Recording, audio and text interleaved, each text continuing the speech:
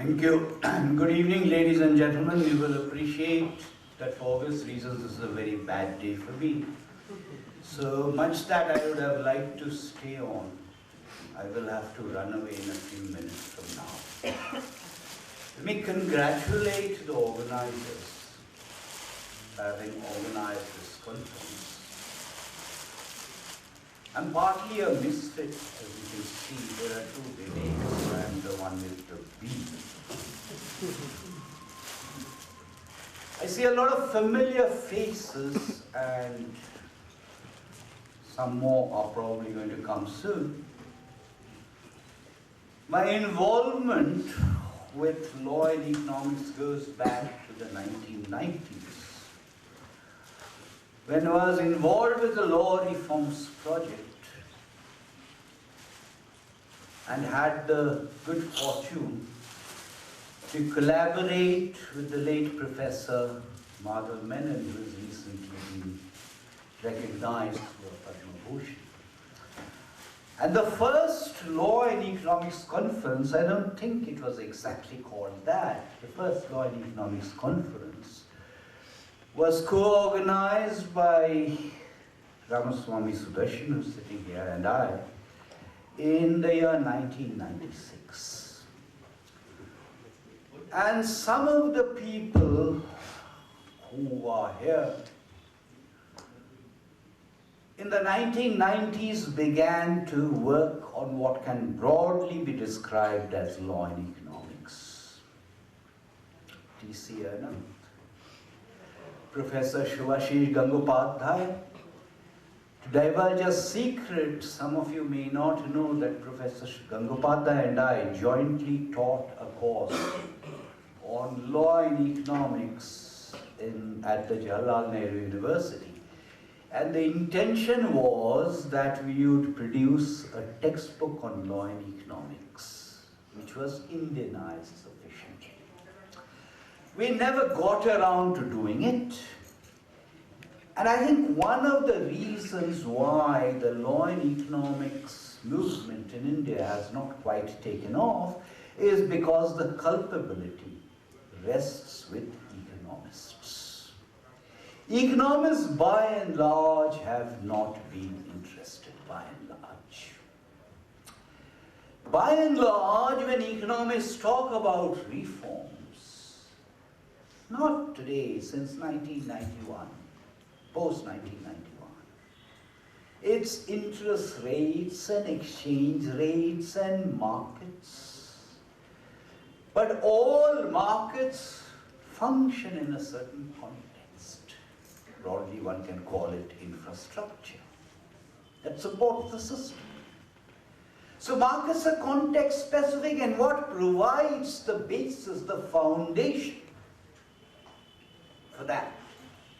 The foundation, the basis is provided by the legal system, it is provided by the constitution, it is provided by various other statutes, it is provided by the efficiency of dispute resolution.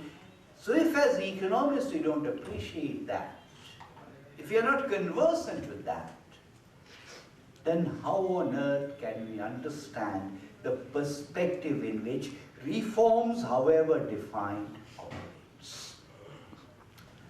Quite obviously, lawyers and economists tend to look at issues somewhat differently. Lawyers and judges tend to be interested more in the short term.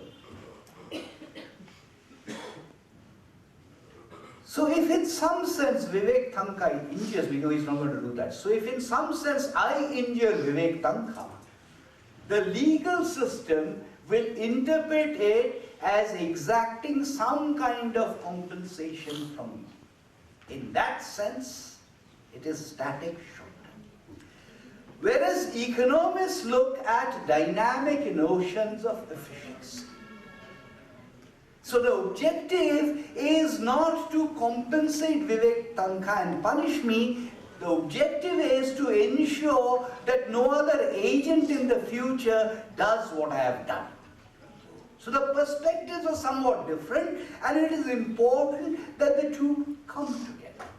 It's important that the two come together because quite often the judiciary, Justice Sikri is not here yet, so I have the liberty to say this.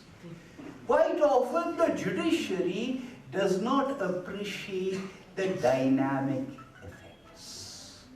The judiciary does not appreciate the dynamic inefficiency effects of many judicial decisions.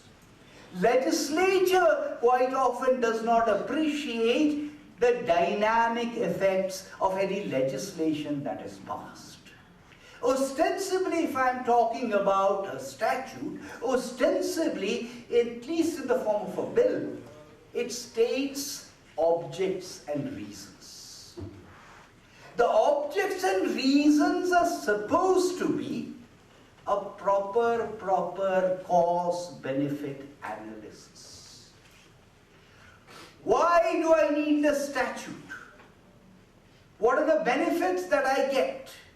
What are the costs of having this statute? What is going to happen if I don't enact this statute? Questions of that time.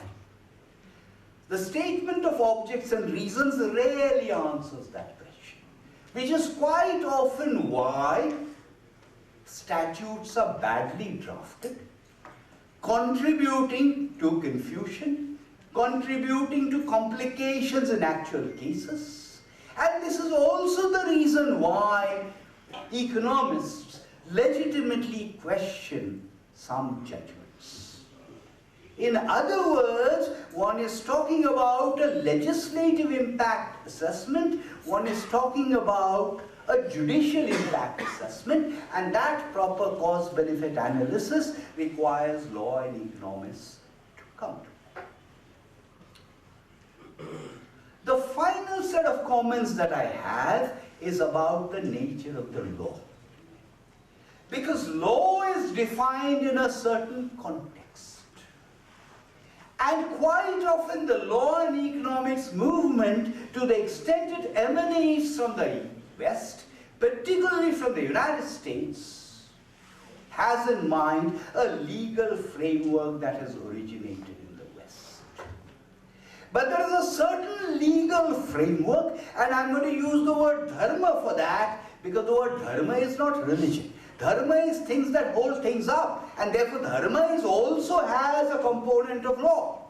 We have had our own traditional systems of dharma and law and jurisprudence. Except, we don't read about them except in the rare case of Kautilya's Arthashastra, where also we quote it more often than actually reading it. But there are other texts of law and jurisprudence also. The counterpart of the government in that day and age was the king. Here is a list of 17 most important cases, civil cases. Here is a list of 17 most important civil cases that the king must try in order of priority. Where is this list from? This list is from the much maligned Manu Samhita, which people rarely read. They malign it, they rarely read it. And what was number 17 in that day and age? The lawyers will certainly be delighted to know that number 1 in that day and age was breach of contract. Consider the following proposition. A relatively rich man, guilty of having committed a crime, should never be imprisoned, because that will be at the cost of the public exchequer.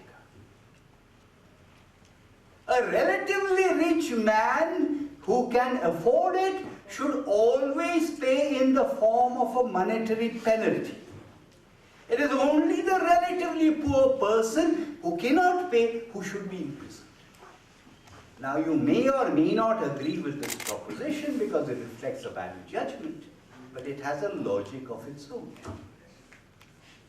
If I asked people in this room, Many of you might think that it is in this book. I don't think it actually is. Or you might think that it has emanated from the University of Chicago or the World Bank. No. It's in the Mahabharata when Bhishma is lying down on his bed of arrows and is instructing Yudhishthira. So I have two pleas, the first of which is if we are going to get the law and economics movement going, research alone will not suffice. It has to focus also on the teaching. The teaching in the 5-year law universities, the teaching in the National Judicial Academy, and I'm delighted that some educational institutions have got together in this, and this is also, I mean, the English version of this is also a sort of a textbook. And the second plea I have is if resources, not just financial resources, but human resources permit, let's try and ensure that these texts are translated and are read. Because as is the case with Arthashastra, Arthashastra is just one text. There were 17 different texts under the name of Arthashastra. And the notions of law and jurisprudence are scattered across a large number of texts, not necessarily labeled as Arthashastra. So in conclusion, let me congratulate the organizers again, Vivek Pandey in particular. I mentioned my involvement in the 1990s, which makes it patently obvious. It was obvious even otherwise, but it makes it patently obvious how old I and Sudarshan and Shubhashi Gangopadhyay are. If the law and economics movement is to be carried forward, it is the younger generation which has the responsibility to carry it forward. And let me recognize in the audience Yugank Goel, with whom we had plotted this idea of what we should do to carry this movement forward, perhaps about 4 years ago. I'm glad that at the end of 4 years something is happening. So congratulate everyone again, and I apologize once again. That day I have to rush.